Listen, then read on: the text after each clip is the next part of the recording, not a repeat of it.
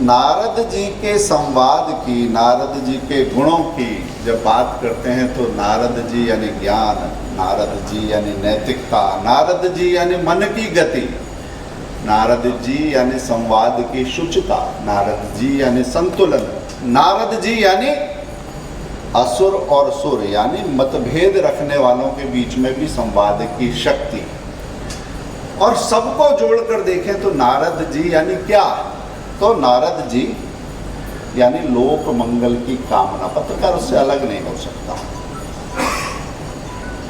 ये तो गुणों के आधार पर हुआ, परंतु हम पौराणिक आख्यानों के आधार पर देखें तो एक नारद जी की बहुत दिलचस्प कहानी मिलती है। जब तपस्या कर रहे थे, तपस्या को कामदेव ने भंग करने का प्रयास किया, तपस्या भंग नहीं हुई। उसके बाद नारद जी को थोड़ा अहंकार हुआ, वो पहुँचे महादेव के पास। महादेव समझ तो गए, मगर उन्होंने विष्णु जी के पास पूछा कि इस अहंकार का उपचार करना आवश्यक है। और विष्णु जी जैसे परीक्षा लेते वैसे उन्होंने परीक्षा ली। विश्व मोहिनी के पास जब भेजा तो नारद जी गए तो नारद जी का रूप थोड़ा परिवर्तित कर दिया, और विश्व मोहिनी ने जिसे वरा वो विष्णु जी थे। बाद में नारद जी को पता चला कि मुझे ये वानर रूप दे दिया, तो कुपित तो हुए बहुत और श्राप दिया विष्णु जी को। यानी पत्रकार जब कुपित तो होता है तो उंगली कहीं भी उठाने से नहीं चूकता, परंतु उसके साथ ही कहा कि आपने मुझे वानर बनाया है, मगर इस वानर के बिना आपका आगे चलकर कल्याण नहीं होगा, और आपको आगे पृथ्वी लोक में जब आप जाएंगे तो ये वानर ही, आपको भी ऐसा स्त्री वियोग सहना पड़ेगा, और इन वानरों से ही आपकी भी मुक्ति होगी।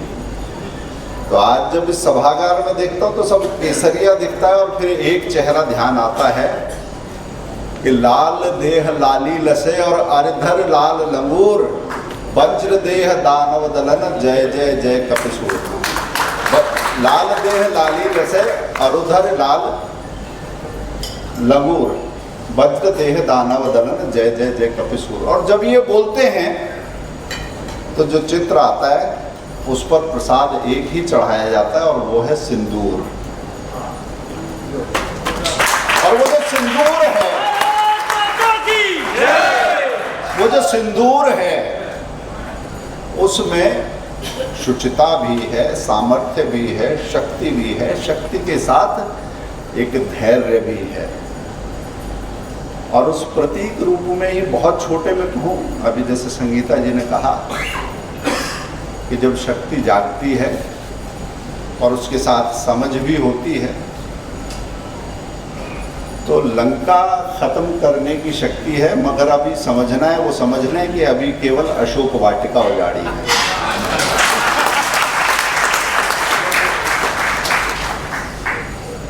आज भारत में बहुत सारे लोग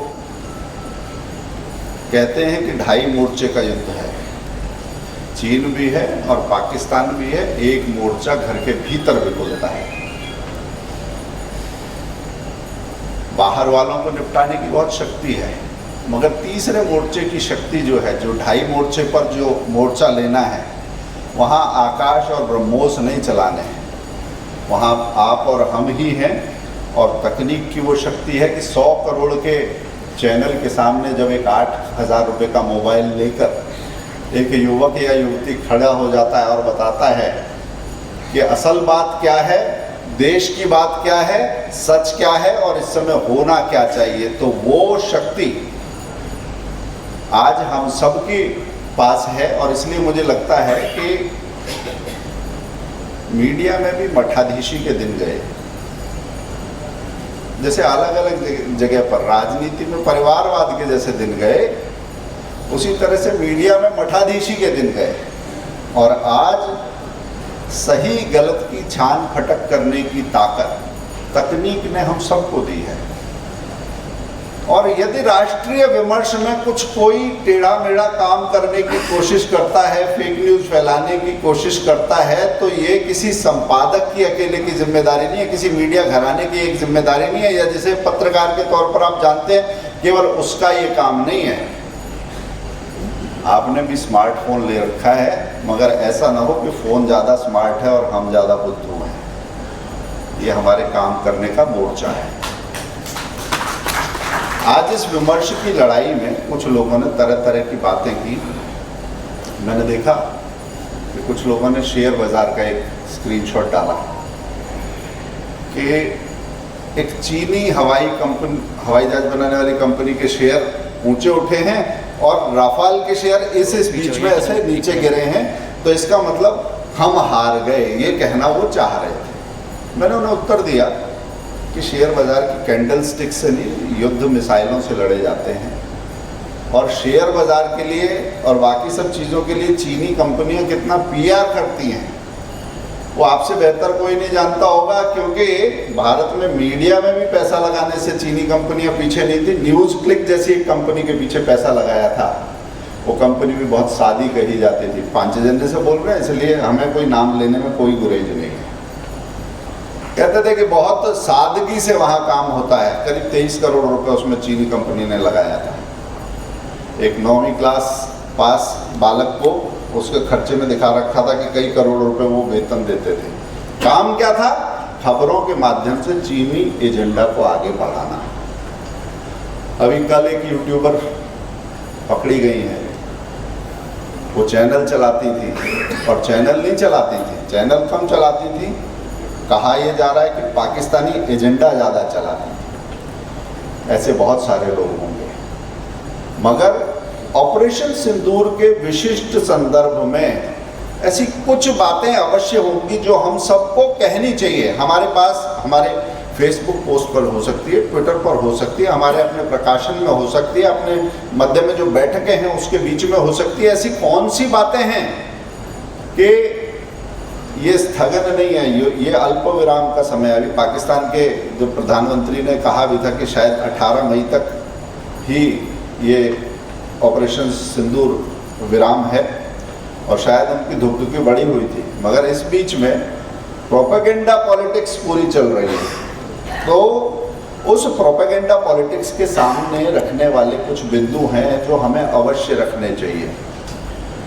उन बिंदुओं को अगर मैं कहूँ तो पहला बिंदु ये है कि हमें इस बात को करना चाहिए कि ये जो युद्ध था और जो युद्ध जारी है, उसमें भारत जिस जगह पर टिका हुआ है वो नैतिक आधार है। भारत से भिड़ने वाले के पास नैतिकता नहीं है। नैतिक मॉरल विक्ट्री हमारी उसी समय शुरू हो गई थी जब दूसरे ने मर्यादा तोड़ी थी, पहलगाम की घटना के समय। और दूसरी चीज़ है सटीकता। इस सटीकता से, इस प्रिसीजन के साथ, आपने देखा कि गाज़ा की बात हो या यूक्रेन की बात हो, वहाँ आप जिस तरह का चित्र देखते हैं, निरीह लोग नहीं, हमारा जो निशाना है वो निशाना है, और अपना लक्ष्य भेदने की क्षमता भारत के पास है। इस प्रिसीजन की बात, डॉक्टर साहब बैठे हैं और हृदय रोग चिकित्सक हैं, उन्हें पता है कि जरा सी चूक से नीचे वाले ऊपर पहुंच जाते हैं। तो भारत ने जो ऑपरेशन किया उसमें सटीकता की बात में CIHS की एक रिपोर्ट है, वो रिपोर्ट हम सबको देखनी चाहिए।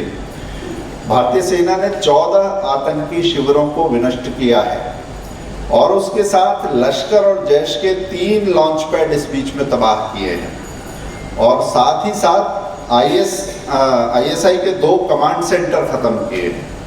विदेशी मीडिया की रिपोर्ट थी, उसमें कहा गया कि India responds with precision to LET provocation, eliminates cross border terror launch pads. UK Times में भी एक इसी तरह की बात थी जो भारतीय पक्ष की पुष्टि कर रही थी। India draws new red line across LOC with surgical precision. ये भारतीय पक्ष की बहुत बड़ी जीत है जिसकी अंतर्राष्ट्रीय मीडिया पुष्टि कर रहे हैं। हम सबकी जानकारी में ये होना चाहिए। दूसरी चीज है पाकिस्तान की सैन्य संरचनाओं की जो क्षति हुई है। अभी तक तो ये था कि सबूत दिखाओ। हमारे यहाँ के भी कुछ लोग जो थे वो ऐसी बातें बाद में बोलते थे, मगर वहाँ के प्रधानमंत्री ने खुद बोला कि रात को 2:30 बजे मुझे सेना अध्यक्ष ने उठाया कि नूर खान एयरबेस। इससे ज़्यादा कहने की ज़रूरत नहीं है, इससे ज़्यादा वही बोलेंगे। और जो तीसरी चीज़ है इसमें, इसके बारे में इंटरनेशनल मीडिया में एक खबर आई, पहले जो सिलेक्टिव टेक्स्ट थे उसमें था, Pakistan air force base suffers damage, military refrain from escalation.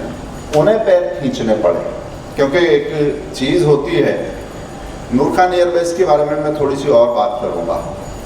Noor Khan airbase मतलब कहा जाता है कि उसके पास ही सारी जो सबसे महत्वपूर्ण उनके आयुध हैं, जिसकी वो बार बार धमकी देते हैं, उस धमकी के पास जाके जो नस काटने का काम होता है वो भारत ने किया। वो धरती में 20-30 मीटर नीचे उसको स्टोर करने का एक जगह बनाई जाती है, और उसकी अगर एंट्री और एग्जिट बंद कर दो तो वो वहीं दफन है, उसका कुछ कर नहीं सकते, वहाँ जाना भी खतरनाक है। भारत ने इस सटीकता के साथ ये काम किया है। उसमें तीसरी जो चीज़ है वो है पाकिस्तान की आंतरिक अस्थिरता में वृद्धि।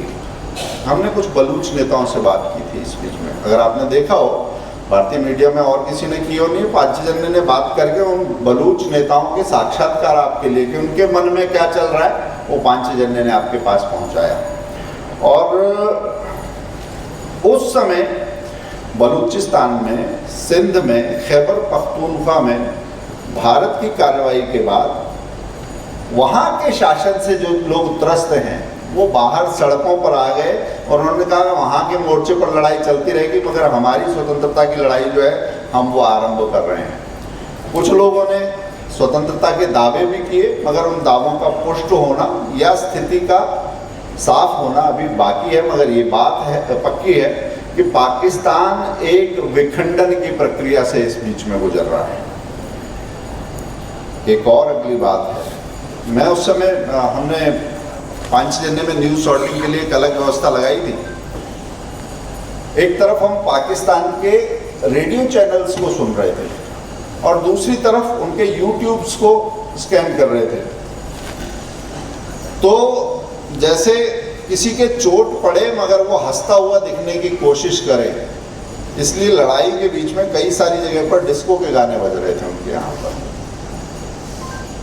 और जब चोट ज़्यादा गहरी हुई तो कौमी तराने और वतन परस्ती के नगमे अगले दिन बजने शुरू हुए।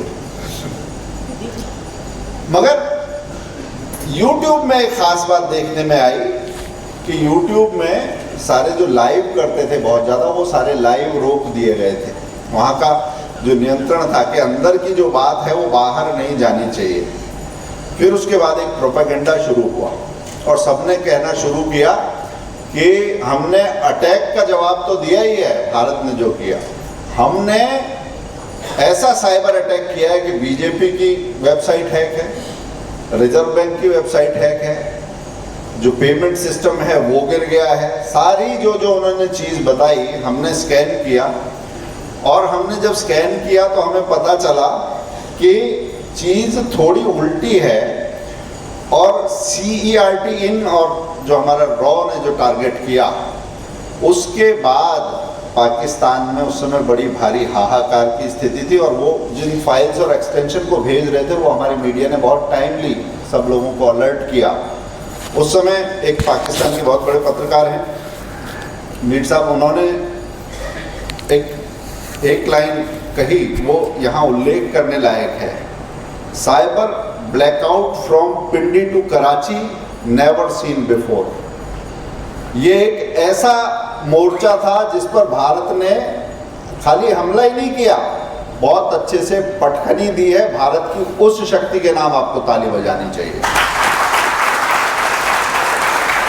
इसमें जान माल की क्षति नहीं दिखती, आसमान में जाती हुई मिसाइल नहीं दिखती, मगर पूरी अर्थव्यवस्था को एक दबाव में आने वाला काम, एक अराजकता में जो स्थिति भारत में पैदा करने की कोशिश कर रहे थे उसको मुंह तोड़ जवाब देने का काम उस समय भारत ने किया। एक और चीज़ थी कि भारत के पक्ष में इस पूरे समय के दौरान अगर तुर्की और चीन की बात करें तो तुर्की के मन में खिलाफत की अलग एक इच्छा है, सऊदी की बजाय मुस्लिम जगत का खलीफा मैं होना चाह रहा हूँ। और चीन के मन में एक सौदेबाजी है अपने बाजार के लिए, उसका रास्ता जो है वो वहाँ से होकर गुजरता है। CEPC को अगर मैं सरल शब्दों में बताऊँ तो जो 25,000 किलोमीटर का रास्ता है, मैं जब चीन गया तो उनसे इसके बारे में मैंने बात की कि इतना लंबा रास्ता है, इतना तो तुम माल नहीं भेजते हो, तो माल से ज़्यादा साम्राज्य विस्तार की उसकी साथ इच्छा जुड़ी हुई है। और तुर्की का तो थोड़ा इलाज भी कर दिया हमारे लोगों ने, क्योंकि हमारे यहाँ तो 2 की लड़ाई में जो तीसरा बोलता है उसके लिए भी कहते हैं कि बहुत ज़्यादा खलीफा मत बनो। तो तुर्की का थोड़ा इलाज तो हमारे व्यापार मंडलों ने भी किया है। अंतर्राष्ट्रीय समर्थन और पाकिस्तान का अलगाव ये साफ साफ दिखा। फ्रांस और जर्मनी ने भारत के आतंकवादी विरोधी प्रयासों का खुलकर समर्थन किया। US का जो स्टेट डिपार्टमेंट है उसने कहा India has a right to defend its citizen from cross border terrorism. Vance ने भी सीधा कहा कि आपस का मामला जो किया है वो भुगतो, क्योंकि वेंस उस समय यहीं पर थे जब ये हमला हुआ पहलगाम वाला, तब वो देख कर गए थे। तो ये बहुत बड़ी बात थी। पाकिस्तानी मीडिया के भीतर ऑपरेशन सिंदूर को लेकर एक स्वीकारोक्ति भी दिखती है और एक भय भी दिखता है।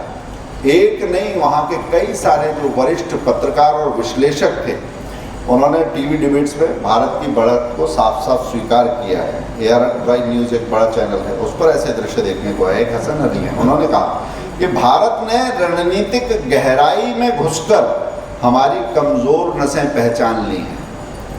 जियो टीवी, दुनिया न्यूज़, बाकी जो चैनल्स थे उस पर भी जब एक जो इनिशियल गैग था उसके बाद जब खबरें आनी शुरू हुई तो पाकिस्तानी असमर्थता कैसे उजागर हुई है उसके बारे में वो चर्चाएं खुलने लगी। और अब आप आज के समय में देखेंगे तो धीरे धीरे परतें हट रही हैं और डिबेट्स का स्वरूप बता रहा है कि भीतर क्या क्या चल रहा था। भारतीय जनसामान्य और मीडिया का मनोबल इस समय उच्च रहा और मैं तो कहूँगा कि कई बार ज़्यादा उच्च रहा। नारद जी से भी गलती होती है। नारद जी जब विश्व मोहिनी के पास पहुँचे थे तो थोड़ी गलती हुई थी, मगर ऐसा नहीं है कि कूटनीति काम नहीं करेगी, केवल अस्त्र काम करेंगे। ऐसा नहीं है कि हम सुबह तक इस्लामाबाद जा रहे हैं, हम 2:30 बजे रात तक लाहौर पहुंच जाएंगे। युद्ध के मोर्चे पर सेनापति और राष्ट्र की नीति के कर्णधार जो देश हित में सबसे सही है, उतना नाप तोल के जैसे लक्ष्य को चिन्हित करना होता है उसी तरह से नाप तोल के कदम भी बढ़ाना होता है। तो वो काम भारत ने किया है। और पाकिस्तान के मैं एक चीज़ जो उस समय देख रहा था, शायद आप लोगों ने देखा हो, जिस दिन युद्ध विराम की घोषणा से पहले दोपहर के समय पाकिस्तान के लिए शायद इतिहास की सबसे शर्मनाक घटना हुई और उसका विश्लेषण नहीं हुआ। वो घटना ये थी कि पाकिस्तान की संसद का एक सत्र विशेष बुलाया गया और उस विशेष सत्र में 2-3 महत्वपूर्ण एंगल्स मुझे दिखाई दिए न्यूज़ के। 2 लोगों ने तो मौजूदा नेतृत्व के प्रति आशंका, अक्षमता, ऐसा संदेह प्रकट किया। साथ ही जो जेल में बंद है इमरान खान, उसके वजह से उसके पीछे सारी पब्लिक लामबंद है, ऐसी बात भी उस सदन में सुनाई दी। यानी कि जो रूल कर रहे हैं जनता उनके साथ नहीं है, ये आवाज़ सुनाई दी। साथ ही इमरान खान को जेल में मारा जा सकता है, ये भी बात उनकी संसद में उस दिन कही गई। फिर एक और बात आई, शायद शहजाद या कुछ ऐसा नाम था उस व्यक्ति का, मगर उनके एक सांसद आए और कहते कहते पहले तो सॉलिडेरिटी की बात कही, मगर अंत में उन्होंने कहा कि अगर एक शेरों का झुंड होता है और नेता अगर उसका गीदड़ होता है तो हार हो जाती है। और गीदड़ों का झुंड होता है और नेता शेर होता है तो जीत हो जाती है। हमारा प्रधानमंत्री गीदड़ है, ये मोदी का नाम लेने से डरता है, ये उस देश की संसद में कहा गया। थोड़ी देर बाद मैंने देखा कि लाइव को अब अपडेट में जब लेंगे तो शायद ये दृश्य दिखेगा, मगर उसको फौरन काटा गया। वहाँ पर बड़ा डिजास्टर मैनेजमेंट सिस्टम जो था मीडिया का, ये इससे पाकिस्तान की पूरी कहानी सारी दुनिया के सामने आ जाएगी। एक और जनजातीय नेता बुजुर्ग थे, वो खड़े हुए, उन्होंने एकता की बात की, सब एक साथ हम लड़ेंगे इसकी बात की, मगर दो चीज़ें उनके भी कथन में मुझे देखने में आई। सिंध से एक हिंदू व्यक्ति था, मगर हिंदुओं को जितना बुरा कह सकते उतना बुरा पाकिस्तान में कहा गया। और बाद में वो हिंदू नेता जो थे वो खड़े हुए और उन्होंने कहा नहीं नहीं हमारी स्थिति यहाँ पर बहुत अच्छी है। तो उससे पता चला कि जैसे दांतों के बीच में जीभ रहती है, ऐसी स्थिति में वहाँ हिंदू रहते हैं। और हिंदू और यहूदी के लिए अपशब्दों का खुले शब्दों में वहाँ पर जो जिस तरीके से प्रयोग हो रहा था, उसने बताया कि दुनिया में इस्लामोफोबिया का एक नैरेटिव चलाया जा रहा है, मगर वास्तव में दुनिया के लिए बड़ी चिंता काफिरोफोबिया है। इस काफिरोफोबिया के विमर्श को खड़ा करने की जगह उस दिन पाकिस्तान की संसद ने आपको दी है, उनके नेताओं के कथनों में दी। उसी बुजुर्ग नेता के कथन में एक और बात आई जिसने सबसे बड़े भ्रंश रेखा यानी कि फॉल्ट लाइन को सामने ला दिया। वो मुझे लगता है कि वैसा कथन वो बलूचिस्तान की तरफ के लोगों के लिए भी एक प्रासंगिक है, जो कब्जाया हुआ एक और हिस्सा है गिलगित बाल्टिस्तान, वहाँ के लोगों की भी पीड़ा होगी। उनका कहना था कि हमारे क्षेत्र में तेल खूब निकाला जाता है, गैस खूब निकाली जाती है, मगर हमें कोई सब्सिडी कोई रियायत नहीं मिलती। मगर खुदा न करे खुदा न करे खुदा न करे कि कल को हम भी हथियार पाकिस्तान के खिलाफ उठा लें। ये सदन में खड़े होकर सॉलिडारिटी के डिबेट में ये बातें बोली जा रही थी। और मैं एक तथ्य बताना चाहता हूँ आपको, आज का पाकिस्तान का अगर नक्शा देखेंगे तो उसमें दो चीज़ों को चिन्हित कर लीजिए, एक POJK पाकिस्तान ऑक्यूपाइड जम्मू कश्मीर और दूसरा बलूचिस्तान। तो कुल क्षेत्रफल अगर देखेंगे तो ये जो हिस्सा है ये उसका आधे से ज़्यादा है, करीब करीब 55% ये हिस्सा बैठता है। और इस आधे हिस्से के बारे में और दिलचस्प बात ये है कि ये वास्तव में पाकिस्तान का है ही नहीं। है ही नहीं का मतलब ये है कि जो ऑक्यूपाई किया है भारत से वो तो भारत को छुड़ाना ही है, उसकी तो एक कहानी आप जानते ही हैं। मगर बलूचिस्तान के जो सरदार थे, सरदार कला, भारत और पाकिस्तान के स्वतंत्र होने से पहले, वो 14 अगस्त की बात करते हैं, हम 15 अगस्त मिडनाइट की बात करते हैं, मगर बलूचिस्तान का एक क्षेत्र तो 11 अगस्त को ही आज़ाद हो गया था। एक संधि की बात थी, मगर संधि से पहले ही कैप्चर कर लिया गया, इसलिए संधि हुई नहीं। इसलिए इस क्षेत्र पर पाकिस्तानी कब्जा अंतर्राष्ट्रीय दृष्टि में अभी भी अवैध है। और गिलगित बाल्टिस्तान के बारे में एक और खास बात बताता हूँ, आप कुछ लोग कानून के जानकार अवश्य होंगे यहाँ पर। वहाँ से एक व्यक्ति शायद 94 या 98 का एक प्रकरण है, वो पाकिस्तान की सुप्रीम कोर्ट में गया था मामले में किसी में न्याय मांगने। पाकिस्तान की सुप्रीम कोर्ट का फैसला है कि ये तो हमारे क्षेत्राधिकार से बाहर है, गिलगित बाल्टिस्तान तो हमारे पास आता ही नहीं है। यानी वहाँ के लोगों के इंसाफ के लिए वहाँ की कोर्ट भी जवाबदारी नहीं रखती, उस क्षेत्र का सही प्रतिनिधित्व नहीं है। और ये वो क्षेत्र है जो पाकिस्तान को 45% गैस देता है और वहाँ पर खुद गैस नहीं मिलती। खनिज आय का 60% देता है, मगर वहाँ पर 5% भी खर्च नहीं होता। ये वो क्षेत्र है जहाँ हजारों लोगों की अनाम कब्रें हैं, कब मारे गए, कब दफनाए गए, कौन थे, क्या थे, किसके थे, कुछ पता नहीं। ये सारी जवाबदारियाँ पाकिस्तान की सरकार की हैं। और आज वो पुराने समय के सारे जिन्न जिसे कहते हैं सिर पर चढ़ के नाचने लगे हैं, तो ये स्थिति भी पाकिस्तान की आ गई है। कुछ लोगों ने पहलगाम में मर्यादा तोड़ी थी। मर्यादा का हमारे जीवन में बहुत महत्व है, मगर जो सोचते हैं टुकड़े टुकड़े और किसी भी मर्यादा का ना ही होना आज़ादी, जो ऐसा सोचते हैं, उन्होंने ऐसा किया था और उनको हमने सबक सिखाया है। क्योंकि भारत वो ज़मीन है जहाँ धैर्य भी है और शौर्य भी है और मर्यादा उसके केंद्र में है। विनय न मानत जलद जड़, गए 3 दिन बीत, और बोले राम सकोप तब, भय बिन होए न प्रीत। तो राम जी ने थोड़ा सा एक झलक दिखाई है, और राम को क्योंकि मर्यादा रखते हैं तो वो पुरुषोत्तम है। हमारा आदर्श कुछ और है, बाकी कोई किसी पंथ का हो, मगर भारत ने बताया कि हम रामपंथी हैं, हम धैर्य वाले हैं, हम शौर्य वाले हैं, और समय आने पर जैसा उचित होगा, समय काल परिस्थिति के अनुसार वो सबक सिखाने में सक्षम हमारे यहाँ के लोग हैं। इतना कुछ चित्र, कुछ बिंदुओं से विचार की झलकियों के माध्यम से आपके सामने रख के मैं अपनी बात पूरी करता हूँ।